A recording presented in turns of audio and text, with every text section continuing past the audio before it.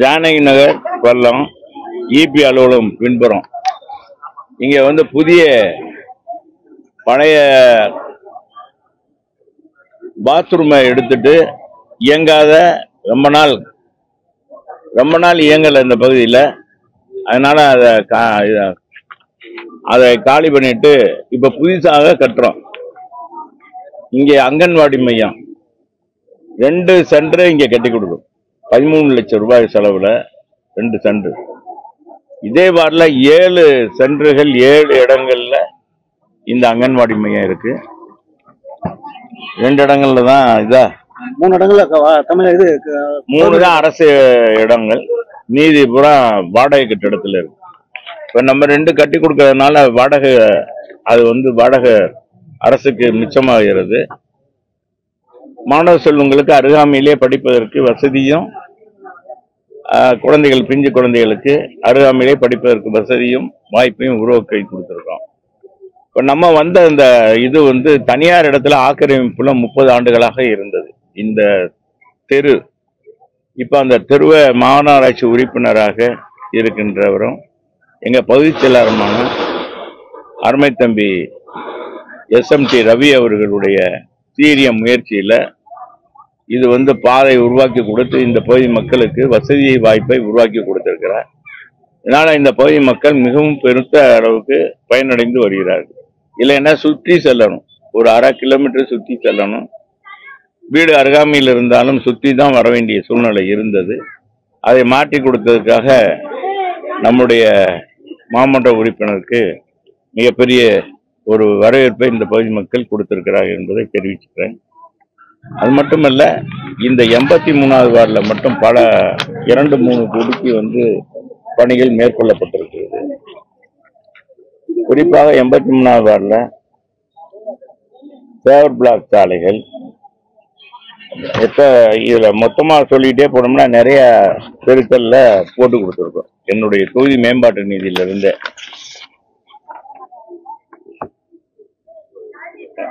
இங்க ஒரு ஆரம்ப சுகாதார நிலையம் இருக்கு. புதுசா அந்த ஆரம்ப சுகாதார நிலையத்துக்கு புதிதாக கட்டிடம் கட்டி தரைத்தளம் முதல் தளம் 2ம் கட்டி கொடுத்து இந்த பகுதி மக்களுக்கு, அதுவும் ஜெயந்தபுரம் மக்களுக்கே ஒரு பயனுள்ளதாக அந்த 4 வார்டுக்கும் 4 மாநகராட்சி வார்டுகளுக்கும் பயனுள்ளதாக இருக்கிறது. நிறைய பயனாளிகள் பயனடைந்து செல்கிறார் என்பதையும் பெருமையோடு தெரிவிச்சுக்கிறேன். அதே மாதிரி இந்த பகுதியில் வாழ்கிற 973 குடியிருப்பு இவங்களுக்கு நீண்ட நாள் பத்திரம் கிடைக்காம இருந்தது. அந்த பத்திரம் கிடைப்பதற்கு தொடர்ந்து முயற்சி எடுத்து எங்க ஆட்சி காலத்திலே கொண்டாந்துருப்போம். ஆனா பிப்ரவரி மாசம் 2ஆம் தேதி 2021 பிப்ரவரி மாசம் 2ஆம் தேதி தான் அந்த ஜியோ பாஸ் பண்ணப்பட்டது. மாநகர பகுதி, பேரூராட்சி பகுதி, நகராட்சி பகுதி எல்லாம் இந்த மாதிரி நீண்ட நாள் குடியிருப்பவங்களுக்கு பத்திரங்கள், அதே குடிசை மாற்று வாரியத்தின் மூலமாக தடையில்லா சான்று வழங்கி அவங்களுக்கும் பட்டா வழங்குவது என்ற பணிகள்லாம் எங்க ஆட்சியில அந்த சட்டத்தை முதலமைச்சராக இருந்த எங்க கழக பொதுச் செயலாளர் எடப்பாடியார் கொண்டு சட்டமன்றத்தில் ஏகமானதாக நிறைவேற்றப்பட்டது. இன்னும் கடந்த 4 ஆண்டுகாலமாக இந்த ஆட்சியில நான் பல முறை கஜினி முகமது படையெடுப்பதை போல அவர் 48 முறை தான் படையெடுத்தார். நான் பல முறை படையெடுத்து நம்முடைய யார் வீட்டு வசதித்துறை அமைச்சராக வர்றாங்களோ அவங்களிடத்தெல்லாம் முறையிட்டு இவங்களுக்கு உரியவர்களுக்கு பட்டா கிடைக்கணும். என்ன அருகாமையில இது இன்னும் என்னன்னா நீர் புறம்போக்காத்தான் இருக்கு. இங்க நீர்வழி சாலையும் இல்லை, நீர் புறம்போக்கும் இல்லை. இன்னும் அருகாமையில் இருக்கிற இந்த கம்மாய், வில்லாவரம் கம்மாய் ஏற்கனவே நம்ம அரசாங்கத்தால் வீட்டு வசதி வாரியத்துக்கு கொடுக்கப்பட்டு வீட்டு வசதி வாரியத்தால் ஏல விடப்பட்டு எல்லாம் பல கட்டடங்கள் உருவாகிவிட்டது. இப்ப நம்ம அருகாமையில கூட பாத்தீங்கன்னா பெரிய பெரிய கட்டடங்கள்லாம் இருப்பதை நீங்க பார்க்கலாம். ஆனாலும் கூட அதுல இந்த வரைபடத்துல அந்த சர்வே நம்பர்ல இந்த மாதிரி இருப்பதனால கொடுக்க மறுத்தார்கள். அப்புறம் மாவட்ட ஆட்சித்தலைவர்கள் முறையிட்டு அதே மாதிரி வீட்டு வசதி வாரிய பொறியாளர் தலைமை பொறியாளரிடத்தை எடுத்து சொல்லி அது முறையாக அங்க அனுப்புவாங்க, அப்புறம் இங்க வரும். தண்ணீர் படம் பார்த்தோமா, பார்த்துருப்பீங்களா பழைய படம். மனு கொடுப்பாங்க, மனு அவரு பியூன்ட்டு போகும், பியூன் கலெக்டர் தாசில்தார்ட்ட கொடுப்பாரு, தாசில்தார் வெரிஃபை பண்ண விஓட்ட கொடுப்பாரு, விஓ. இது மாதிரி பல முறை பாத்தீங்கன்னா கடைசியில என்னன்னா போர்டுக்கு வந்து ஹவுசிங் போர்டு சேர்மன்ட்ட சொன்னோம். அவர் என்ன பேர் என்ன பிச்சை பூச்சி முருகன் அவர் தான் தலைவர். இதுக்கு நம்ம ஈஸ்வரன் தலைமையில ஒரு பணியை இந்த பகுதியில குடியிருப்போர் நலசங்கம் ஏற்பாடு பண்ணாங்க. வந்துகிட்டே தொடர்ந்து முயற்சி எடுப்பாங்க. சட்டமன்றம் எப்போ கூடும் போதெல்லாம் வருவாங்க. அப்புறம் நான் லெட்டர் கொடுப்பேன், திரும்ப அவர் சொல்லுவாரு. இந்த அதுவும் முத்துசாமி என்ன இப்ப ஹவுசிங் போர்டு மினிஸ்டராக, வீட்டு வசதித்துறை அமைச்சராக வந்த பிறகு பாத்தீங்கன்னா ரொம்ப பணிவு. கண்ணு முடிச்சு கொடுத்துருவோங்க கண்ணு, தம்பி சொல்லும் போது அது மாற்றுறது இருக்கா, அது நீங்க கரெக்டா தான் சொல்றீங்க, எல்லாம் போர்டுக்கு போறது வந்து உறுதியா விசாரிச்சு நடவடிக்கை எடுத்துருவோம் சொல்லி இது பண்ணார். அதே மாதிரி குடிசை மாற்று வாரிய அமைச்சர்கிட்டையும் தாமவரட்டையும் சொல்லி இங்க கிட்டத்தட்ட 6000-7000 பேருக்கு பட்டா கிடைக்காம இருக்கு. இங்கேண்டாலும் 60 வருஷம் காலமாக 50 வருஷத்துக்கு மேலாக குடியிருப்போருக்கும் கிடைக்காம இருக்கு. அதுக்கு உறுதியாக கொண்டாந்து முடிச்சிடறேன். நாங்க இது வரைக்கும் முடிக்கல. இப்ப நம்ம அண்ணன் வந்திருக்காரு, புது அண்ணன் பொறுப்பேற்றிருக்காரு, மாவட்ட செயலாளர், வணிக வரித்துறை அமைச்சர். அவரு எல்லாத்தையும் மாற்றத்தை தர போறேன்றாரு, இந்த தொகுதிக்கே மாற்றம் தரேன்றாரு. அவர்கிட்டையும் முறையிட்டு இருக்காங்க. அவரும் உறுதியாக செஞ்சு தருவேன்னு சொல்லி அவரும் முயற்சி பண்றதாக சொல்றாங்க. எந்த அளவுக்கு நடக்கு என்னன்னு தெரியல. இவங்களுக்கு உரிய முறையில கிடைச்சா இந்த அரசாங்கம் இன்னும் 4-5 மாசம் தான் இருக்கு, அதுக்குள்ள கொடுத்தா நல்லது என்பதை தெரிவிச்சுக்கிறேன். வேற என்ன சொல்லுங்க. நகரங்களோட பட்டியல்ல முதல் இடத்துல இருக்கு. 40 மாநகராட்சி இருக்குங்க. 40 மாநகராட்சி இந்தியாவில இருக்கு. அதாவது நகரமயம், அதாவது ஸ்மார்ட் சிட்டி திட்டத்தில் எடுக்கப்பட்ட 2011 எடுக்கப்பட்ட இந்த நகரங்கள்லாம் அதிவிரைவில் நவீன நகரமாக மாற்றணும்னு சொல்லி மத்திய அரசு பெருத்த நிதியை கொடுத்தது. மாநில அரசுடைய உதவியோடு இந்த நகரங்கள்லாம் நகரமயமாக்கணும்னு சொல்லி தூய்மையான நகராக, பசுமை நிறைந்த நகராக, குப்பை இல்லாத சுகாதாரமான நகராக மாற்ற வேண்டும் என்பதற்காக அதிகமான நிதிகளை கொடுத்து இந்த அரசாங்கம் செஞ்சு, எங்க ஆட்சி இருக்கும் தொட்டுக்கு நாங்க அதை செஞ்சோம், கடைபிடித்தோம். இப்ப மதுரையில பாத்தீங்கன்னா எங்க பார்த்தாலும் இந்த கட்டடங்கள் உங்களுக்கு தெரியும், சாலை வசதிகள், குறிப்பாக உங்களுக்கு எடுத்துக்கிட்டோம்னா மேல மாசி வடக்கு மாசி, நான் பேரும் சொல்ற மாதிரி 4 மாசி வீதியும் உலகத்தரம் வாய்ந்த சாலைகள். நம்ம இது எடுத்துக்கிட்டீங்கன்னா நீண்ட நாள் மக்களுடைய கோரிக்கையை நிறைவேற்றுகின்ற வகையில இது தடுப்பணம் கட்டணும், தடுப்பணம் கட்டி கொடுத்தோம். 4 இடங்களில் தடுப்பணம் கட்டணும். பாலங்கள் அமைத்தோம். 10 பாலங்கள் நாங்க கட்டியிருக்கோம், பறக்கும் பாலங்கள். அனைத்து வசதியும் செஞ்சு மதுரை மீனாட்சி அம்மன் கோயில் அழகான கோயிலாக, ஆயிரக்கணக்கான திருக்கோயில தொடர்ந்து பசுமை விருது எங்க ஆட்சியில 2 முறை பசுமை விருது பெற்றோம். 2 முறை. இந்தியாவில் இருக்கிற திருக்கோயில்ல பசுமை விருது பெற்றது மீனாட்சி அம்மன் கோயில். காரணம் என்னன்னா, அங்க அந்த தொன்மை மாறாமல் அந்த மீனாட்சி அம்மன் கோயில சுத்தி அழகுபடுத்தி, பேர் பிளாக் சாலைகள், அது கல்லையே அந்த இது மாறாம இருக்கிறதுக்கு அது செஞ்சோம். நம்ம உங்களுக்கு தெரியும் திருமல் நாயக்கர் மகால், அதை புதுப்பிச்சு அது சுற்று 2 கோடி ரூபாயில உலகத்தரம் வாய்ந்த பூங்கா அமைத்தோம். அதே மாதிரி பார்த்தீங்கன்னா மீனாட்சி அம்மன் புது மண்டபம், அங்க பூரா கடைகளா இருக்கும், தையல் கடை, பூரா பாத்திர கடை எல்லாமே இருந்துச்சு. நிறைய பேருக்கு அம்மா என்னங்கம்மா இருந்துச்சுல்லம்மா, நிறைய பேர் இது சித்திரத்திலாக்கு வர்றவங்க எல்லாம் அந்த இது எடுப்பாங்க, டவுசர், இதெல்லாம் தண்ணி பீச்சு எடுக்கிறதுக்கு அங்கதான் போய் ட்ரெஸ் தப்பாங்க. ஒரு திடீர்னு ஒரு விசேஷம்னா அங்க போய் தச்சுட்டு வந்துடுவாங்க. அந்த மாதிரி நிறைய. என்னங்கம்மா உண்மைதான் நான் சொல்றது. செல்லூர் ராஜு சும்மா சொல்றான்னு சொல்லுவாங்க. உண்மைதான், பாத்துங்க. அவங்களுக்கு எல்லாம் அங்க இருந்த கடைக்காரவங்க எல்லாம் மாத்தி பக்கத்துல கருப்பட்டி சத்திரம்னு 42 கோடி ரூபாயில புதிய கட்டடம் கட்டி இங்க இருக்கிறவங்களுக்கு எல்லாம் அந்த வணிகர்கள் பாதிப்பு ஏற்படக்கூடாது உடனடியாக மாற்றி அவங்களுக்காக அந்த இடங்களை கொடுத்து அது குலுக்கல் முறையில தேர்ந்தெடுத்து எந்த அரசியலும் குறுக்கிடும் இல்லாம செஞ்சோம். உங்களுக்கு தெரியும் இன்னைக்கு அது எவ்வளவு தூரம் எவ்வளவு சிறப்பா. ஆனா அதுக்கடுத்து வந்த அரசாங்கம் இது வரைக்கும் பாத்தீங்கன்னா அந்த இதை வசந்தராயர் மண்டபம் அதை அமைக்க எங்க காலத்திலே கல்லெல்லாம் எடுக்கப்பட்டது. கல்லெல்லாம் இது பண்ணி பூமி பூஜை போட்டு கல்லை எடுத்துட்டு வரக்கு எல்லா பணியும் செஞ்சோம். 4.25 வருஷம் ஆச்சு, இது வரைக்கும் அந்த வசந்தராயர் மண்டபம் கட்டலை. அப்புறம் இப்போ குடமுழுக்குன்னு அமைச்சர் சொல்லியிருக்கிறாரு. அதுல இப்ப அங்க இருக்கிற குருக்கள் மற்ற இவங்கெல்லாம் என்ன இந்துக்கள் என்ன அதனுடைய இவங்கெல்லாம் என்ன சொல்றாங்கன்னா அந்த வசந்தராயர் மண்டபம் சீரமைக்காம குடமுழுக்கு நடத்தக்கூடாதுன்னு சொல்லியிருக்காங்க. எதிர்ப்பு வலுத்து இருக்கிறது. ஆனா என்ன பணி என்ன செய்யறாங்கன்னு தெரியல. கட்டடங்கள்லாம் இதெல்லாம் பண்ணியிருக்காங்க, பூச்சி வேலையெல்லாம் நடக்குது. இதுதான் இன்னைக்கு பாத்தீங்கன்னா இந்த இது முதல் இடத்துல அசுத்தமான நகரத்துல 40 நகரத்துல மதுரை. எங்க காலத்துல பசுமை விருது பெற்றோம் நாங்க, எங்க ஆட்சி காலத்துல அதை பார்க்கணும். பசுமை விருது பெற்றோம்.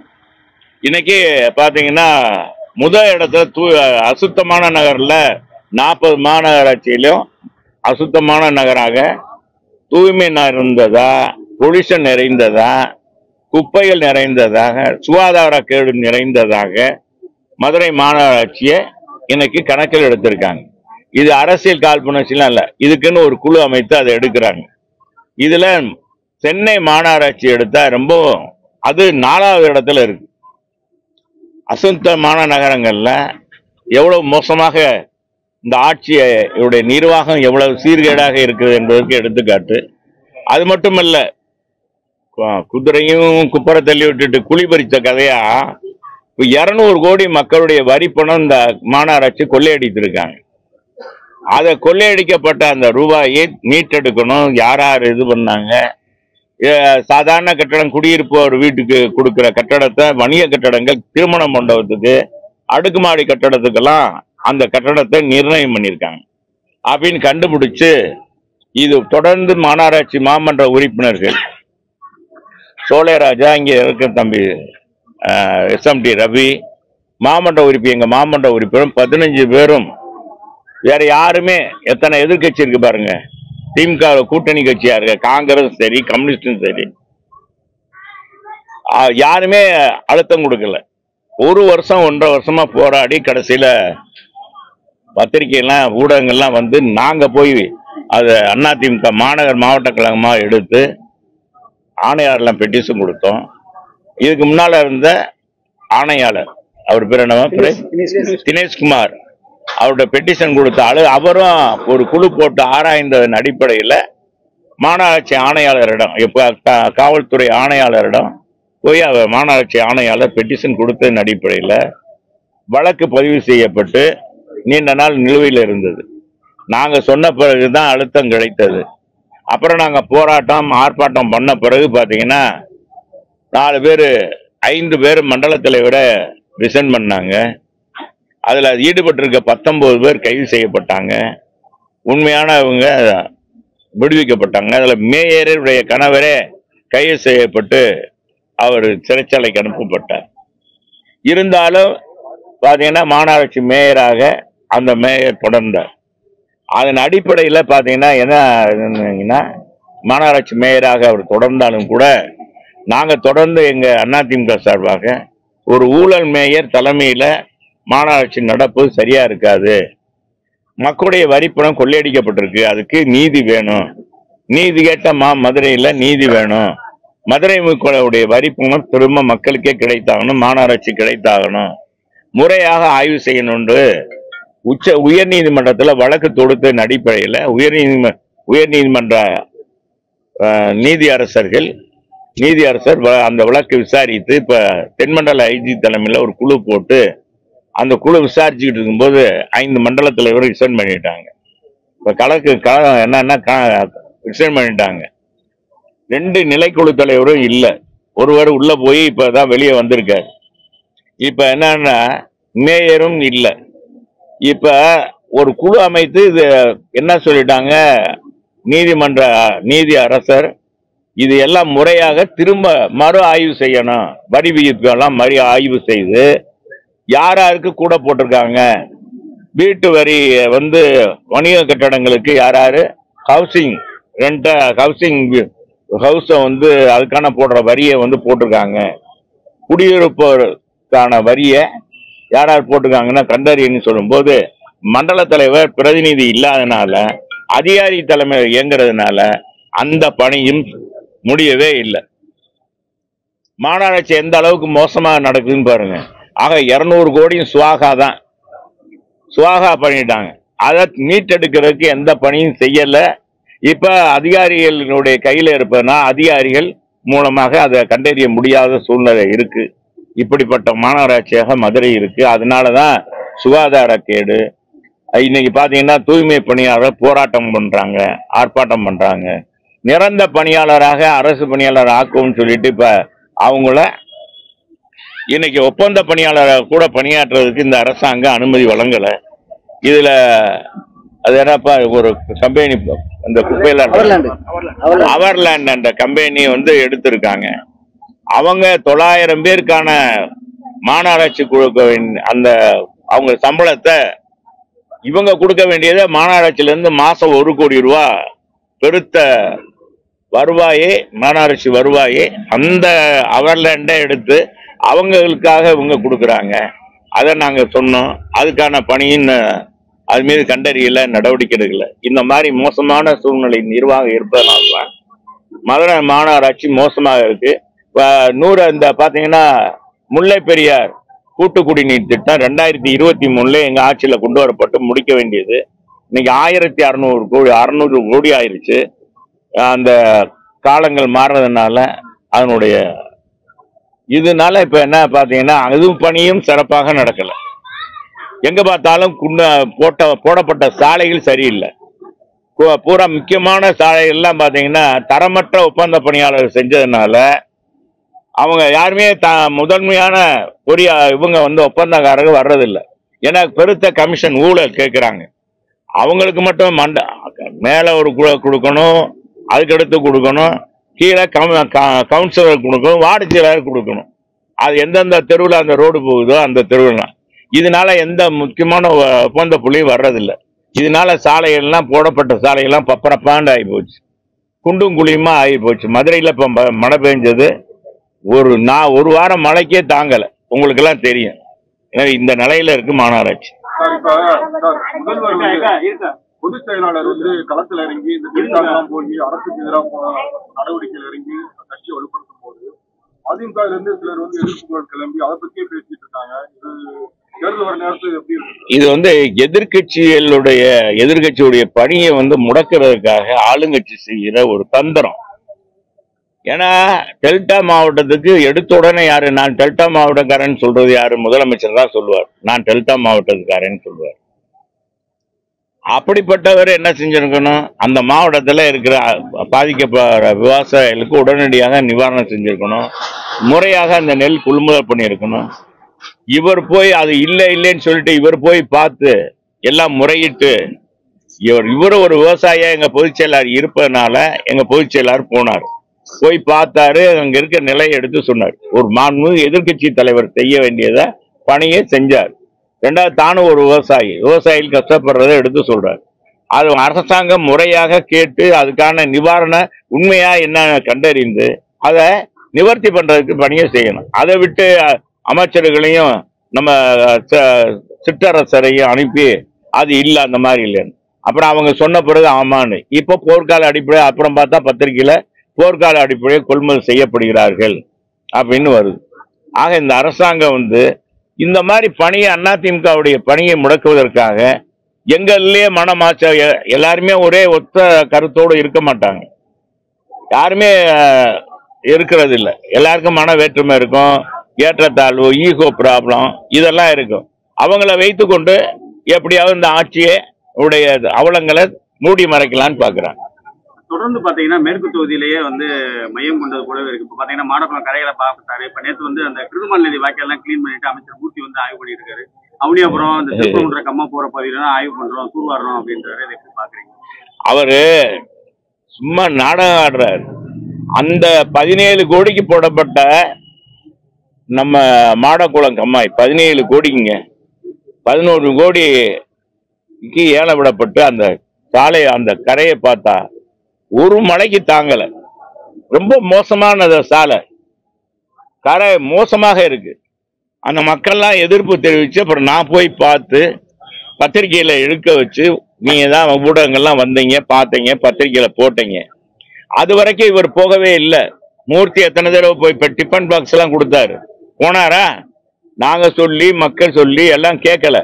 கடைசியில இவர் போய் ஏதோ ஒரு பணிக்காக மாடக்குளம் போகும்போது எல்லா மக்கள் பூரா எதிர்ப்பு தெரிவிச்சு பூரா சாக்கடை நிறைஞ்சதாங்க. நாங்க வேற சாக்கடையில வாழ்றோம், நீங்க சொகுசா வந்துட்டு நீங்க வந்துட்டு போறீங்க அப்படின்னு சொல்லி எல்லாம் எதிர்ப்பு தெரிவிச்சதன் அடிப்படையில அவர் இப்ப போயிருப்பாருன்னு நினைக்கிறேன். இப்ப போயிருக்காரு, அவ்வளவுதான், வேற ஒண்ணும் இல்லை. அவர் மனசு அளவுக்கும் இல்லை, சும்மா மக்களை ஏமாத்தி எப்படியாச்சும் இந்த தொகுதி மீட்டெடுக்கணும், நமக்கு ஒரு அசைன்மெண்ட் கொடுத்துருக்காங்க சொல்லிட்டு அவர் போய் தண்ணி இந்த மாதிரி பிரச்சனையா இருப்பேன். எப்படியாச்சும் தீர்வு கண்டா சரி, எங்களுக்கு தொகுதி மக்களுக்கு நன்மை கிடைச்சா சரி. நன்மை கிடைக்கிறதுக்கு மூர்த்தி செயல்பாடு இருந்தா நல்லதுதான். சொன்னாலே கட்சியை விட்டு நீக்கிடுறாங்க சார். அதே போல அவர் வந்து நிரந்தர பொதுச் செயலாளர் இல்ல, தற்காலிக பொதுச் செயலாளர், நான் நீதிமன்றம் வர போவேன் அப்படின்னு சொல்லி சொல்லியிருக்கிறாங்க. ஒருங்கிணைப்புன்ற வார்த்தையை பிடிக்காதா சார் பொதுச் செயலாளர்? அப்படி இந்த மாதிரி விதண்டமா கேட்கக்கூடாது. அதாவது என்னங்க, ஒரு பொதுச் செயலாளர் வந்து ஒரு கட்சியினுடைய தலைவர்னா, இப்ப நான் மாவட்ட செயலாளர், எனக்கு கீழே தலைவர் இருக்காரு, துணை செயலாளர் இருக்காரு, பொருளாளர் இருக்காரு, இணை செயலாளர் இருக்காங்க, துணை செயலாளர் இருக்காங்க. நான் சொல்ற பிரகாரம் நடந்தா தான் சரியா வரும். என் கூட இருந்துகிட்டு எங்க அவைத்தலைவர் எனக்கு இது பண்ணாருன்னா, நான் சொல்ற கருத்தை எடுத்து சொன்னா தான் மாவட்ட நிர்வாகம் சிறப்பா கட்சி நடத்த முடியும். அது இல்லாம ஒரு இது பண்ண முடியாது. அது மாதிரி ஒரு மாபெரும் இயக்கத்துல அவர் முதலமைச்சர், அவர் பொதுச் செயலாளர் ஆக்குறதுக்கு எல்லாரும் தான் பாடுபட்டாங்க. இதே இப்ப நீங்க சொல்ற, நீ யார நோக்கி சொல்றீங்களே, செங்கோட்டையன் கை தூக்குனவர், ஒற்ற தலைமை வேணுன்றவர், பொதுச் செயலாளர் ஆக்கணும்னு அவர் தான். அப்புறம் இன்னைக்குன்னு என்ன வந்துருச்சு, என்ன ஒன்று விடுங்க, பொதுச் செயலாளர் இந்த கட்சிக்கு எது நல்லதோ அதை செய்கிறார்.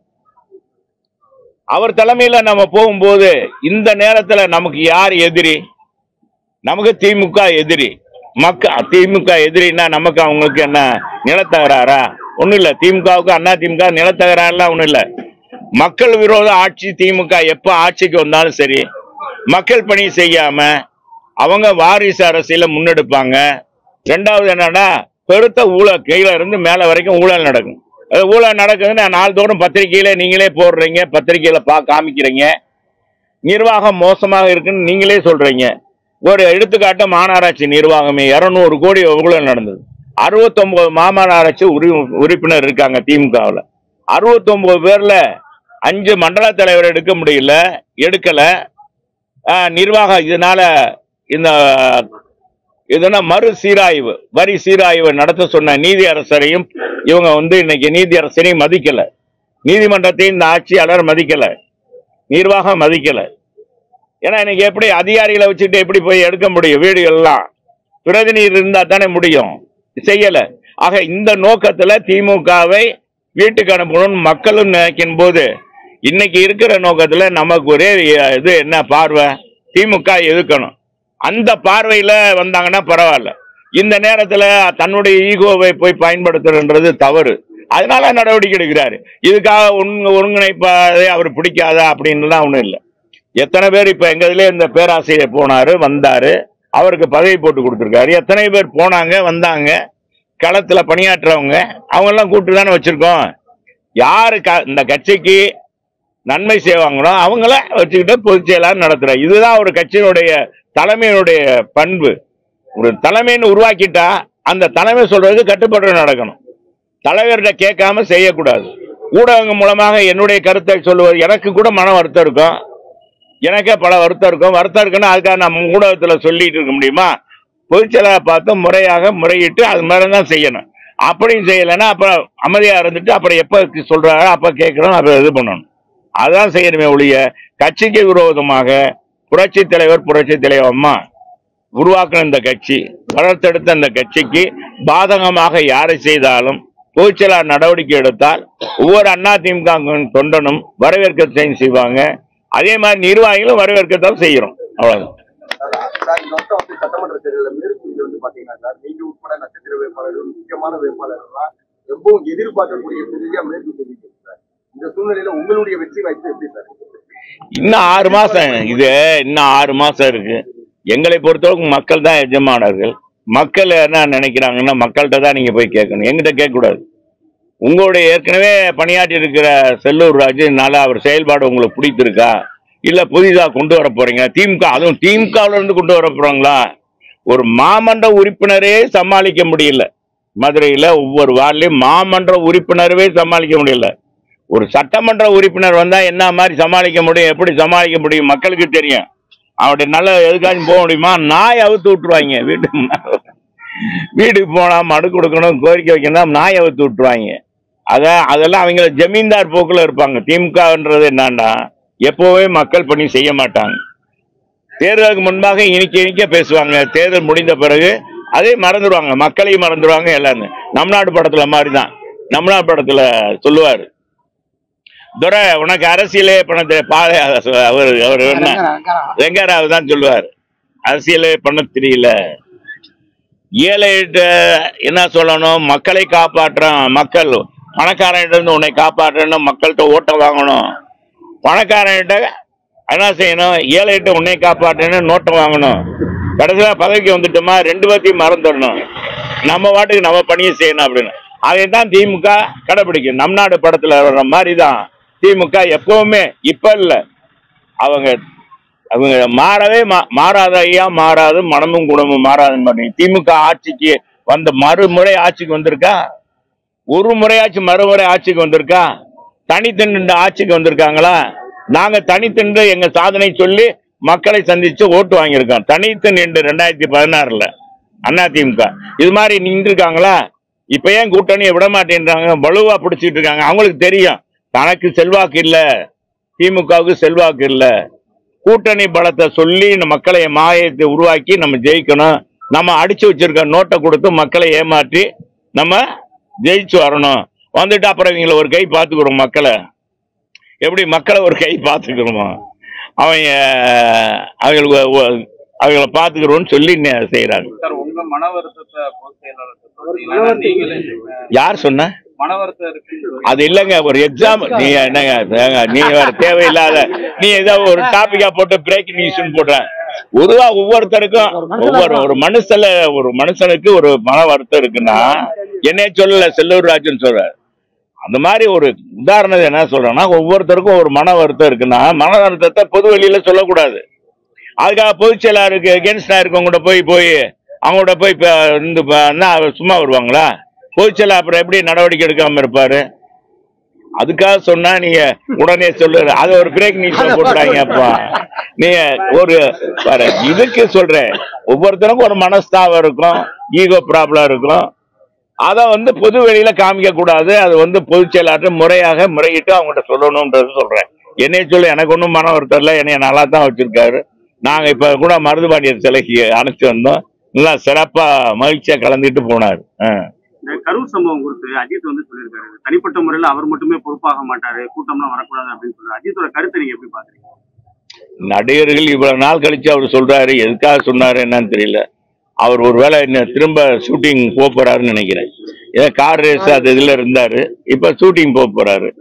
இப்ப அஜித் ஒரு சில பத்திரிகைகள் நீங்க தான் போட்டேன், அஜித் சினிமா உலகிலிருந்து விலகிறாரா அப்படின்னு இருக்கும். இப்ப ஒரு கருத்தை சொல்லி அவர் பேச்சா நீங்க எல்லாத்துலயும் போடுற மாதிரி ஆக்கிட்டாரு. அவ்வளவுதான், வேற ஒண்ணு இல்லை. மேற்கு தொகுதி தற்போது நிலை எப்பவும் போலதான் இருக்கு. மக்கள் நல்லா தான் இருக்காங்க. என்னம்மா நல்லா இருக்கீங்களா? நம்ம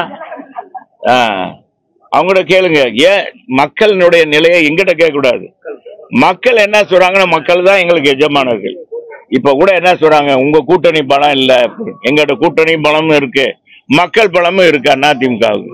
அதனாலதான் பொதுச் செயலாளர் இறங்கி கோல் அடிக்கிறார், இறங்கி சிஸ்டர் அடிக்கிறார்.